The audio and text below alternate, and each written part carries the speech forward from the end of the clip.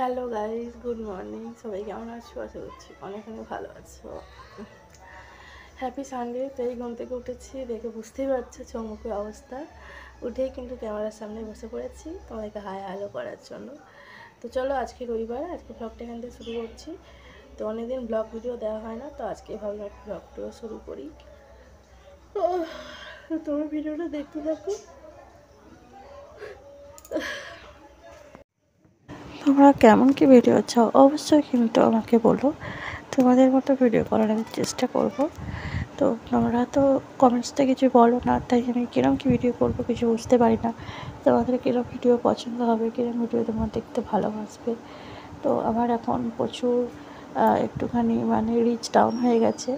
তোমরা এই ভিডিওটাতে প্লিজ একটু লাইক কমেন্টস করো, আর যদি পারো একটু বন্ধুদের সাথে শেয়ার করো, নাহলে আমার প্রচুর অসুবিধা হচ্ছে। তোমার কাছে আমার রিকোয়েস্ট বলতে পারো।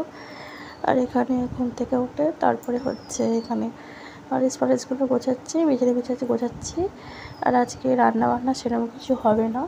আজকে রান্নাবান্না একটু সাদা সিদ্ধই হবে।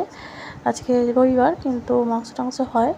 আজকে কিন্তু সেটা হবে না। আজকে এমনি ডিম ভাজা, আলু ভাতে এরকম একটা কিছু হবে। কেননা আজকে ওবেলা যাবো, লোকনাথ বাবার পুজো আছে, তো সেখানে খাওয়া দাওয়ার ব্যাপার আছে।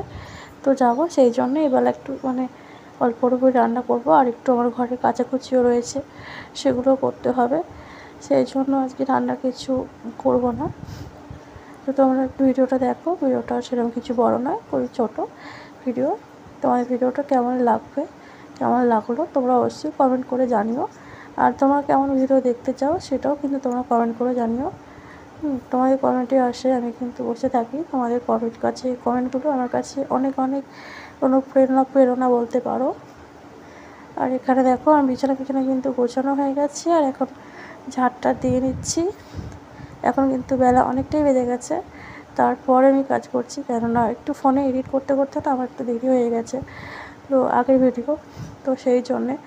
আর আমার যেহেতু ফেসবুক চ্যানেল আছে, সেখানেও আমাকে কিছু ভিডিও দিতে হয়, তো দুরকম হয়ে যায়। সেই জন্য একটু প্রবলেম হয়ে যায় সব দিক থেকেই। আর এখানে দেখো খাওয়া দাওয়া করছি। তো চলো, টাটা, বাই বাই। তোমার সাথে আবার পরে দেখা হবে।